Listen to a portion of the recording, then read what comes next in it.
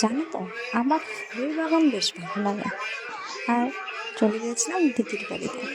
আর দিদির বাড়িতে অনেক ফুল, অনেক মানে এত জায়গা যেখানে দিদিরা অনেক গাছ লাগায়।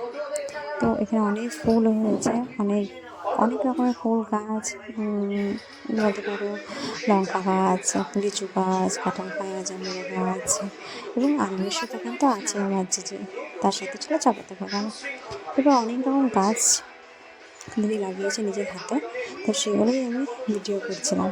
বললাম অনেক বড় হয়ে গেছিলো, কারণ এগুলো আমি দেখেছিলাম মোবাইলে যখন ও লাগাতো। আর এখন দেখছি দিদির শাশুড়ি অনেক গাছ লাগায়। আর এখানে ফুলগুলো যে হয় খুবই সুন্দর, সত্যি ভালো লাগে দেখে। ঘরের চারপাশে এরকম ফল ফুল। আর এই যে আমাদের একটা হনু এত দুষ্টমি করছিল যে কি বলবো। গেছিলাম একদিনের জন্য দিদির বাড়ি কিছু কাজে। তারপর সেখান থেকে দিদি বলে চল একটু বাজারে যাই। আমি আর দিদি চলে গেছিলাম বাজারে।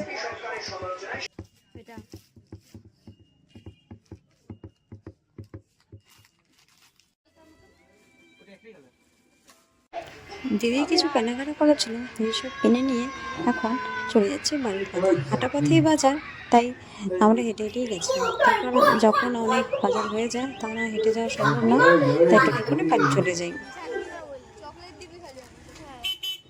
চল।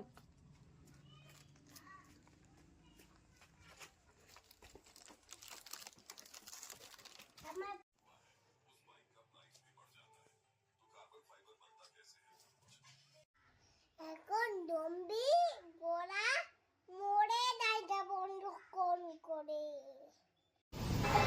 আমার জীবনে তো গিফট পেয়ে খুবই খুশি। আমি রাত্রাবেলা ঘুমিয়ে সকালে আমি বেরিয়ে যাই বাড়ির পথে। প্রথমে বাসে যেতে হয়, তারপর ট্রেন। আমাদের এগুলি বিধাননগরে, তাই বাসটা আমি যাত্রা করে এখন ট্রেনে উঠে গেছি, যাচ্ছি বাড়ির পথে।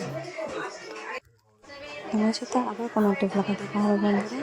একটু মনটা খারাপ আছে, বাড়ি চলে যাচ্ছি, বেটার কথা অনেক মনে পড়ছে। ততদিন ভালো থেকো, বাই বাই।